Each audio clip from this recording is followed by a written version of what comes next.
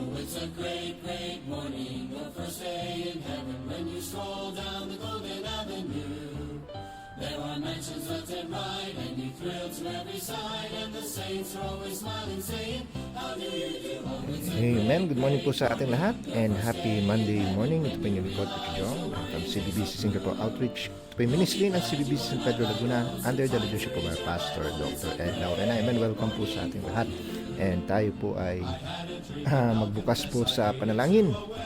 Amen. Let's bow our heads in prayer. Father in heaven, Lord, we bless you and thank you, O God, for...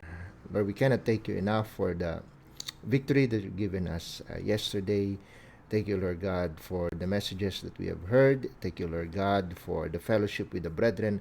And thank you, Lord God, for the opportunity to reach out, O Lord God, and win souls. And I pray, O Lord God, that the same gladness that in our hearts, O Lord God, will echo, O Lord God, throughout the week. Thank you for the good night rest. Thank you for waking us up this morning to start the day right, O Lord God, by listening to your word. May you bless the message we're about to hear. I pray, O Lord God, that you will bless your people that will be joining this live stream, and bless your servant, O Lord God, that I may be a blessing, O Lord God, to your people. Lord God, fill us with your word this morning. Encourage our hearts, refreshen us, O Lord God. Strengthen us for the rest of the day through your word. Forgive us our sins and make us worthy of the blessings. In Jesus' name we pray. Amen. All right. Let's open our Bibles, please, in the book of Matthew. Matthew chapter 22. Matthew chapter 22. Just read one verse. Matthew chapter 22 in verse 37. Matthew 22 in verse 37. And sabi po dito, Jesus said unto him, thou shalt love the Lord, and notice the word, with all your heart, and with all thy soul, and with all thy mind. Okay? With all thy heart, all thy soul, and with all thy mind. I like to speak about the subject this morning, no to half-hearted service. No to half-hearted service. Right? It must be all in, not half-hearted. Tayo po manalangin. Father in heaven, Lord, we bless you. And thank you, God, for another opportunity that you've given your servant, O Lord God, to share a blessing from your word. I pray, O Lord God, that you would bless us now and guide us, O Lord, into an understanding of the sense of your word. And I pray, Lord God, that you would bless once again your people. And I pray, O Lord God, that we will finish this live stream, refresh, encourage, and revive, O Lord God. And I pray, O Lord, for victory, for your honor and glory. In Jesus' name we pray. Amen. No to half-hearted service. No, sabi ko nga, it must be all in. Kasi nga, church, madalas nating marinig na church is either it's either alive, or it's either alive, it's either dead, or dying. Di ba? Kasi one thing, it's a blessing to see a church that is alive. Na kumbaga, it's when you say alive, it's active, it's glad. I mean, it's joy, happily and joyfully serving God. Di ba? Makikita mo mga members, they are doing they are doing the ministry with joy and gladness in their hearts. Kumbaga, they are serving the Lord.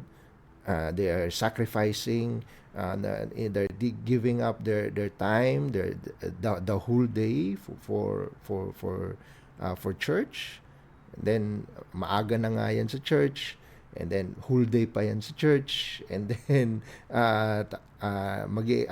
pupunta pa yan ng soul winning, di ba, sa area pagkatapos ng mga services. And when you see that in the members, what you have there is a church that is active, alive, and actively doing the Great Commission. Amen.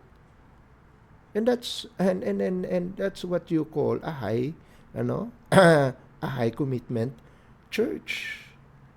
High commitment, because if a church is asking for nothing, usually, kasi nga lagi nga sinasabi ni pastor, you emphasize nothing, you get nothing. Amen. What if merong church na you ask your you encourage your members to to give to present their bodies a living sacrifice, di ba? So you get people that are doing what you emphasize, doing what you ask them to do, doing what God is expecting of them as His children. Amen. God has never called us to be bench warmers, mga kapatid. Amen? We are supposed to stand in the gap and do the work. Amen? Kung ang church mismo ang gumagawa ng excuse para sa mga lazy members. Hello? And what you have there is, kumbaga, it's not a church. It's a motel. Na kumbaga, lang yan. Kumbaga, lugar lang kung saan accepted na kung mga members ay tulog and doing nothing. But people are encouraged when they hear about it, they're doing it for God, they're doing it heartily for God, at merong nag-aantay na well done, thou good and faithful servant, merong nag-aantay na crown of joy, crown of righteousness, crown of glory, di ba? Incorruptible crown. Amen? Merong nag-aantay na reward. And God is not unrighteous to forget our work and labor of love. Di ba? Church is supposed to be the church of the living God. And so that's why the church must be alive also. Amen? I mean, the head is alive. You expect the body to be alive also. Amen? And if the head is actively working in our lives, shouldn't be also we as the body should also be active? Amen? If the church is the ground of truth, what are we doing with the truth? Aren't we supposed to be applying those truths and living it out? Amen? For the whole world to see. Amen? Let your light so shine before men that they may see your good works and glorify your Father which is in heaven. Di ba? We are here to show the power of the living Savior. Amen? Na kumbaga, buhay ang Kristong ating pinaglilingkuran. Amen? Kung, di ba, meron tayong buhay na Kristong pinaglilingkuran, tapos lalamya-lamya tayo sa ating ginagawa para sa Panginoon. That's why no to half-hearted service. It must be all in. I have 3 points for you this morning. Number 1, the injury of a lukewarm testimony. The injury of a lukewarm testimony. Kung lukewarm ka, mga kapatid, sa iyong paglilingkod, it's not, it's not only dangerous, it's harmful. Amen? It's, kumbaga, sakit yan eh. Amen? Yung pagiging lukewarm, nakakalungkot, ang minsan, yung lukewarmness, nakakahawa. Nakaka-encourage sa isang puso na baluktot na yung puso at nakita pang may mga members na na lukewarm, na-encourage siya maging lukewarm na rin ako. Amen? Ang Panginoon, Jesus doesn't deserve our leftovers. Tira-tira na lang. Ang gusto ng Panginoon, it's the main course. Our body as a living sacrifice, which is what? Just it's a reasonable service. Why? We love Him because He first loved us. Amen? He gave His life for us. Should it be also we, live the rest of our life serving the Lord? Amen? Ayaw ng Panginoon na lukewarm. Sabi ng Revelation chapter 3. Revelation chapter 3. Revelation chapter 3 in verse 16. Revelation 3 in verse 16. Ang sabi dito, so then, because thou art lukewarm, and neither cold nor hot, I will what? I will spew thee out of my mouth. Amen? I will spew. Ibig sabihin, idudura ka. you know, it's a half-hearted heart. See, a lukewarm heart. No, hindi half hot, half cold, lukewarm. Maligamgam. Yung iba nagpapalusot, balance lang naman kasi, sir. Ayaw kong masyadong karnal, baka ako'y sumpain ng Diyos. Ayaw ko naman masyadong banal, baka mauntog ako sa langit. So balance lang ako, sir, balance. Baka mamaya, baka sabihin ng mga tao, weirdo na ako kasi masyado na akong banal. Hello? Tapos, kaya binabalance. No. God doesn't want half-hearted. If you are a Christian and that is your thinking, the Lord will spew you out of His mouth. That half-heartedness is enough to make the Lord, sa abomination. Pag sinabing abomination, nakakasuka.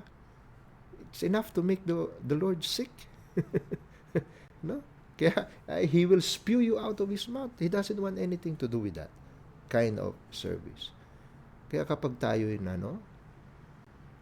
nagpapatamad-tamad and the people see it,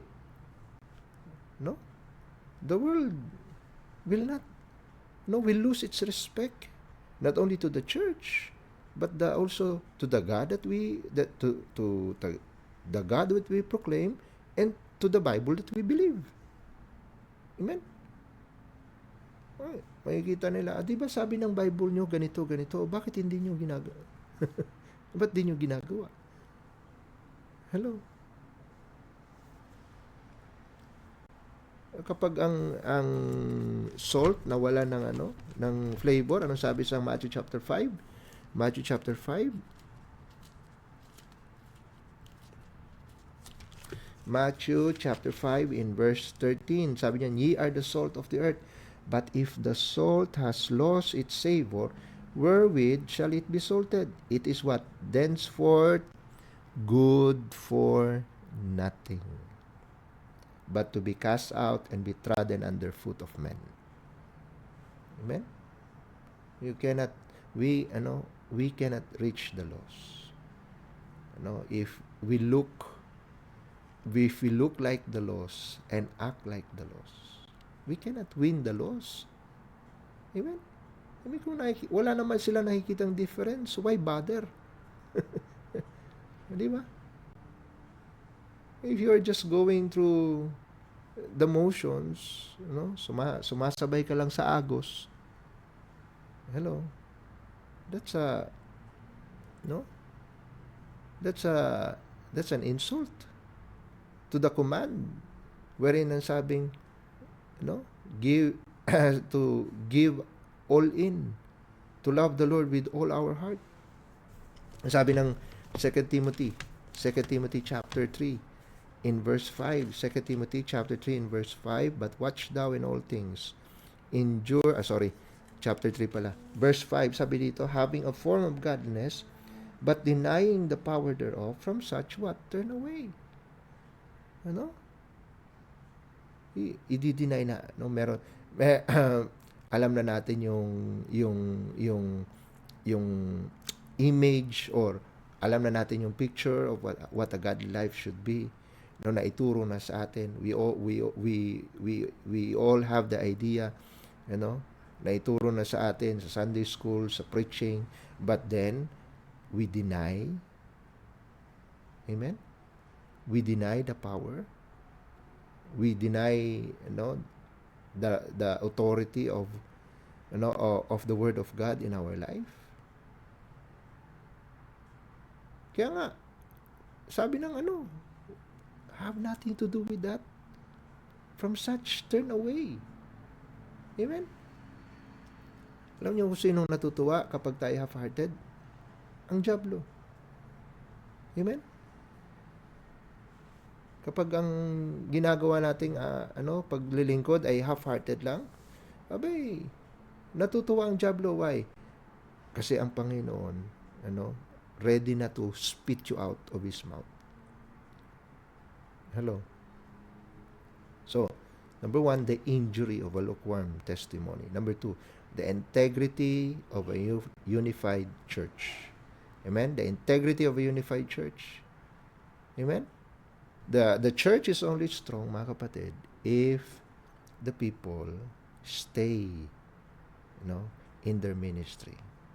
If they stay, kaya nga, ang soldier, nag-i-endure, he stays in that position. He stay in his post. Amen. Unless he is relieved. And ano yung relieve natin, mga kapatid? Di ba? Ano sabi nga ng kanta?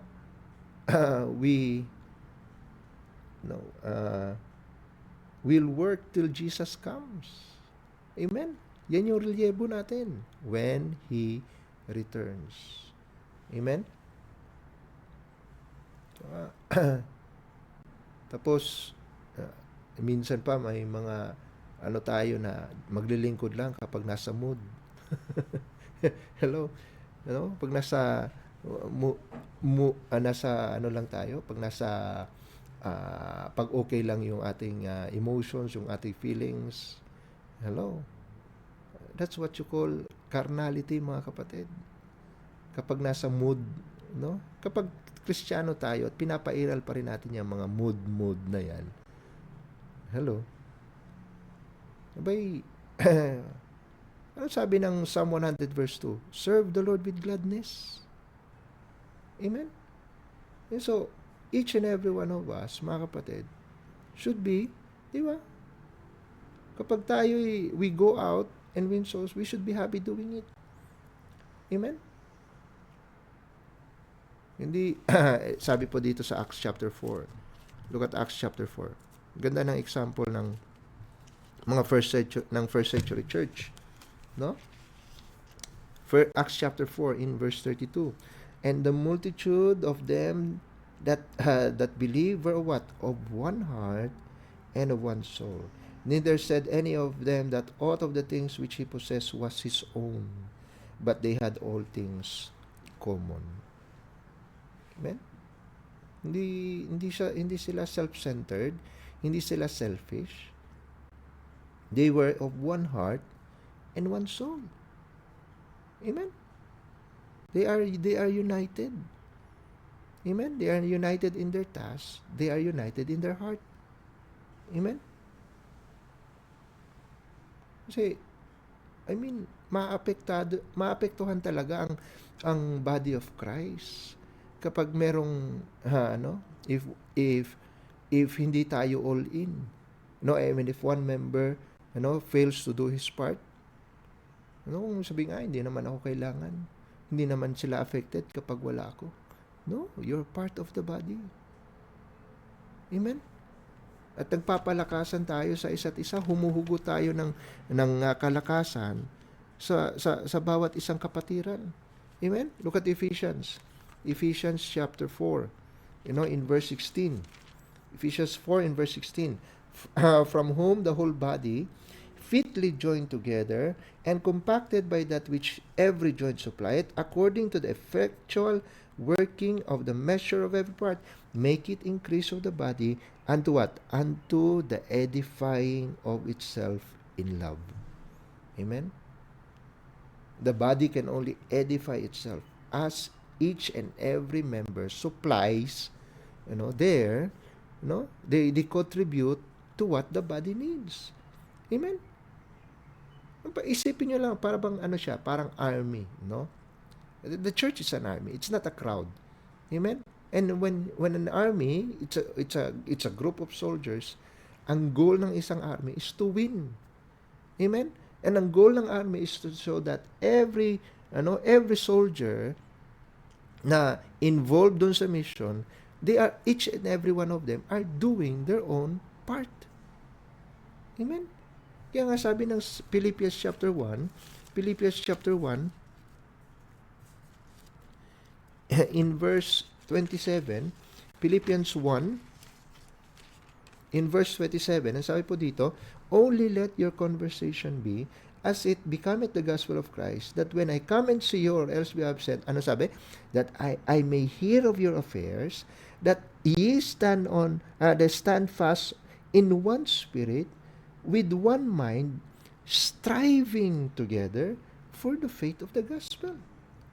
Amen? One spirit, one mind, striving together. Amen? Kaya nga, each and every one of us should be committed. Amen? And highly committed. Amen? To the truth. And that's the only way, mga kapatid, for the world to see, that this church is alive and active. Amen? Kapag tayo, united tayo, amen, it's the best defense against false teaching. Amen? Kasi we have one faith, one Lord, amen, one baptism, one doctrine, amen. We are all locked in. Kaya tama na yung para ba tayong pagpupunta sa church, para ba tayong customer. Hindi tayo customer, kapatid. Each and every one of us should be contributor to the work. Amen? Hindi tayo customer, kumbaga, upo ka, how may I serve you po? Hello po? Can you give me 5-star rating on Google? Hindi. Each and every, dapat meron tayong tanong sa puso natin, Lord, what will thou have me to do? Each and every one of us. At kung ganun tayo, mga kapatid, bawat isa sa atin may puso na handang kumilos at gumalaw, may initiative tayo, may matutuwa ang Panginoon. And not only that, makikita yan ng sanlibutan. And they will observe, and that's what you call testimony. That's what you call integrity. Amen? The integrity of a unified church. Amen? Number 1, the injury of a lukewarm testimony. Number 2, the integrity of a unified church. And number 3, the last, the impact of zealous people. Amen? The impact of zealous people. Kasi tayo'y ligtas. Amen? And kung ligtas tayo, we are separated from the world. And the people, kapag nakita nila yung zealousness, nakita nila na tayo different, makikita nila, mapapansin nila, hey, this group, amen? This group is something else. Amen? Sabi nga ng Titus chapter 2, Titus chapter 2, in verse 14. Sabi dito sa verse 14, who gave himself for us, that he might redeem us from all iniquity, and what? Purify unto himself a peculiar people. Anong sabi? Zealous of good works. Amen? Zealous. Meaning excited, eager. Amen? Kasi kung ang iba, mas excited sa sanlibutan. Mas excited sa gimmick. Mas excited sa gala. Hello? Mas excited sa barkada. Mas excited sa bisyo. Hello? Kung pagdating sa ministry, hello? Awkward. Pagdating sa involvement, hindi mo ma-approach. If you are uncomfortable, mga kapatid, sa ministry, then isa lang ibig sabihin, you are more comfortable with the world. Amen? Ang sanlibutan, ang habol lang naman yan is for our what? For our destruction. Why? Because it's enmity with God. Amen? Don't expect na ang sanlibutan maging friendly to Christian. Why? Because the world is what? Enmity with the Lord. It is at war with God.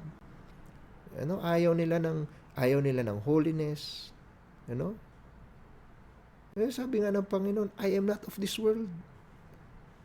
Amen. I do not belong to this world. Neither should you. Di ba? expect natin, that the world will see us different, that the world will see us, zealous, on fire. Amen? Kung lalamya-lamya tayo, anong impact meron tayo, mga kapatid?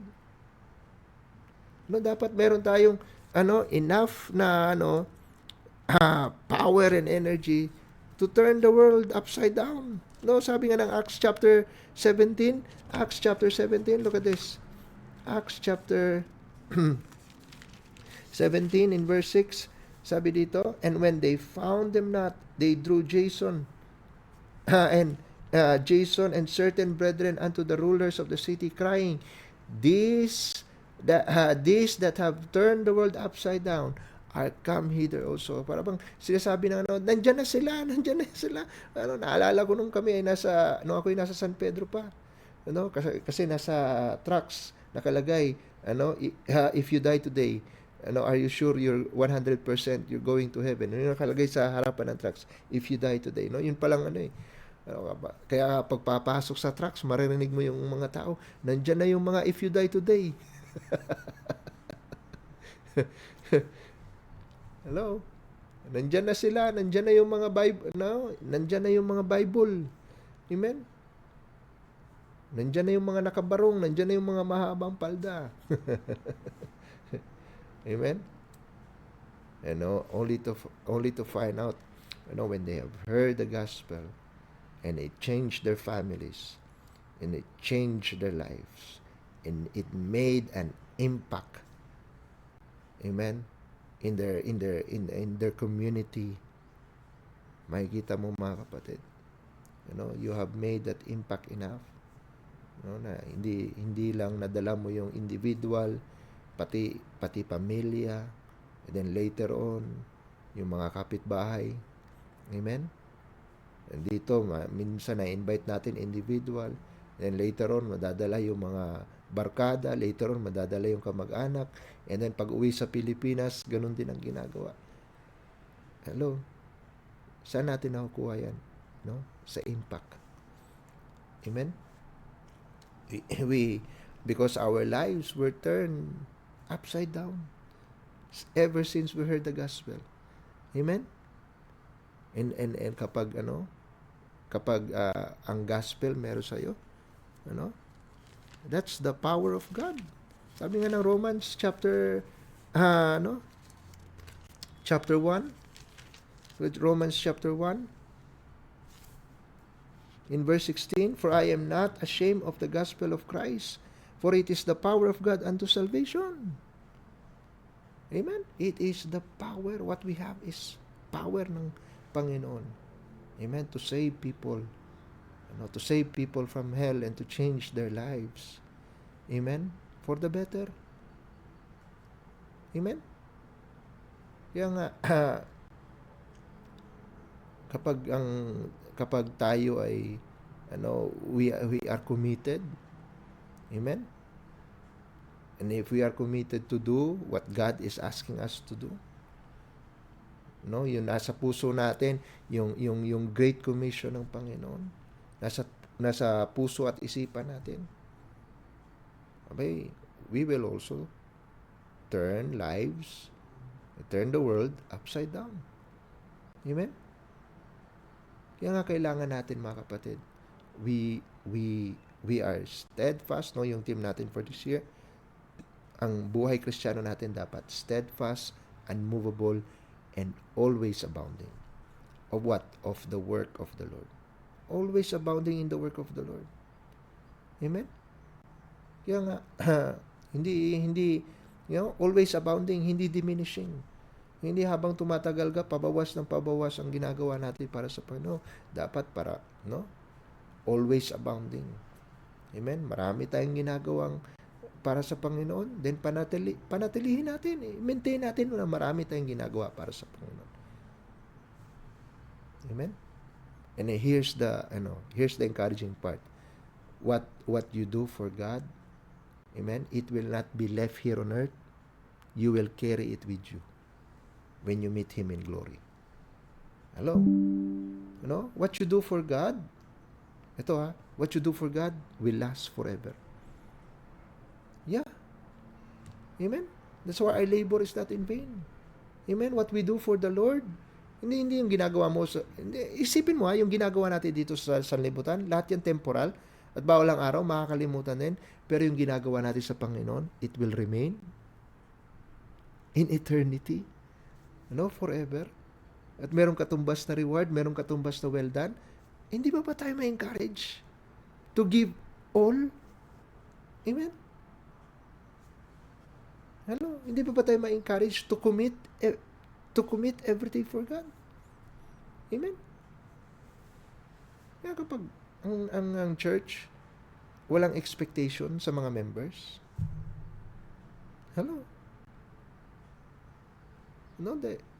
it's either dead or it's dying.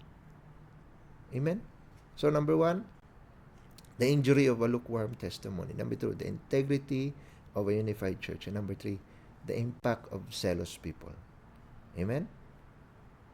Commitment, that's the heartbeat. Amen? Of the church. That's the harvest. That's the heartbeat of a New Testament church. Amen? Kaya stop treating your service na para bang yung gawaing bahay lang. No, treat it as your calling. Treat it as your vocation. Amen? Hindi ba nakakalungkot para sa Diyos na all in tayo pagdating sa trabaho? Then pagdating sa ministry, lalamya-lamya tayo. Kung tayo'y magbibilong sa kung tayo'y magbibilong sa ministry, tayo magbibilong sa church, then let's give it our all. Sipagan na natin. Amen? Ang Panginoon na nadanak, every drop of blood was shed for us. Amen? The least that we can do is to give our life. Amen? I'll close with this verse. 2 Chronicles chapter 15. 2 Chronicles chapter 15. In verse 7. Sabi dito sa verse 7, be strong therefore, and let not your hands be weak. Why? For your work shall be rewarded. Amen? Be strong therefore, and let not your hands be weak. Why? May reward. Amen? May nag-aantay na reward. Amen? Get your hands to the plow. Keep your eyes on Jesus, and don't look back. Don't look back. Father in heaven, Lord, we bless you. We thank you, O God, for your word this morning. Thank you, Lord God, for putting us in a church that expects the best that we can give for you. Nothing less, but all the more, O Lord God. Always abounding. Thank you, Lord God, for the love that you've given us. Thank you for the promises. Lord, the least that we can do, the most reasonable thing that we can do, is to present our bodies a living sacrifice, to give our life for the ministry. Thank you, Lord God, for your word. Thank you for the encouragement for your people. Thank you, Lord God, for the realizations that you help us make. We give you back the glory. In Jesus' name we pray. Amen and amen. Alright, I hope naging blessing po ang message natin ngayong umaga.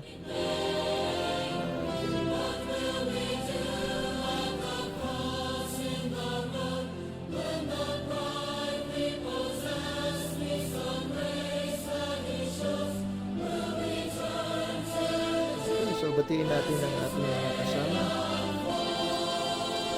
So, we have Sister Jonalie, good morning. Sister Jackie, good morning. Sister Sheng, good morning sa iyo. And Sister LB, good morning. And Sister Joffin, good morning. At Cecil, good morning. And also kay Sister Laila, good morning. Good morning kay Ma'am Maris. Hello ma'am, praying for you po. For speedy recovery. Amen. And also kay Sister Denya, good morning. Ma'am Casey, good morning. Sister AJ, good morning sa iyo. Sister Elenita from Hong Kong, good morning po. Thank you for joining. Sir Dion Caps Jr., good morning po sa inyo. Sir Jovin Siladan, good morning. Ma'am Menchi Toledo, good morning po sa inyo. Kay Ma'am Maribel Araneta, good morning. Kay Ma'am Dian Diaz, good morning. Okay, Sister Maricor, good morning. Thank you for joining. Ate Guy, good morning po sa iyo. Sir Fred Galicia, good morning. And kay Ma'am Marilyn Ramones, good morning po. Alright, so dyan po nagtatapos ang ating morning devotion. Thank you, brethren, for joining. Magkita-kita tayo sa Wednesday for our next morning devotion. Alright, tayo po magwakas po sa panalangin. Father in heaven, Lord, we bless you for the blessings that we have received this morning from your word. And Lord, we pray that what we have heard will be carried over, will be kept in our heart and carried over in our life. We may see, O Lord God, your wisdom, your word, O Lord God, being applied in our life. And I pray, O Lord God, for the rest of the day, that you be with us and bless us, O Lord God, with your presence. Strengthen us, give us wisdom in our work, give us gladness, O Lord God, and help us to remember to do things heartily as serving you, O Lord God, and not just men. Bless our loved ones back in the Philippines. May you continue to keep them, O Lord God, under your care, your protection and provision. And I pray, O Lord God, for our pastor. May you continue to bless him, bless his ministry, O Lord God. Lord, strengthen him as he is busy, O Lord God, doing your work, Lord. And Lord, continue to guide him with your wisdom. And as he leads the church in San Pedro, the missions and the outreaches. Lord, I pray, O Lord God, for the members of the outreach. May you continue, O Lord God, to put in their hearts that love, that joy to serve you, O Lord God. And may we indeed give everything, give all of our heart, all of our soul, all our strength, and all of our mind. Thank you, Lord God, for blessing us with your word. Continue to use this live stream program, O Lord God, to encourage your people for your honor and for your glory. Thank you, God, for the blessings, and forgive us our sins, and all of these things we ask. In Jesus' name we pray. Amen and amen. Alright, thank you po for joining. Kita-kita tayo sa Wednesday. God bless you all. We are dismissed. Sometimes his answers come with time, not right away, clearly to see. Sometimes we never get those parted seas that lead us from the shore. But there is a place where we rest in his grace, when sometimes we wait on the Lord.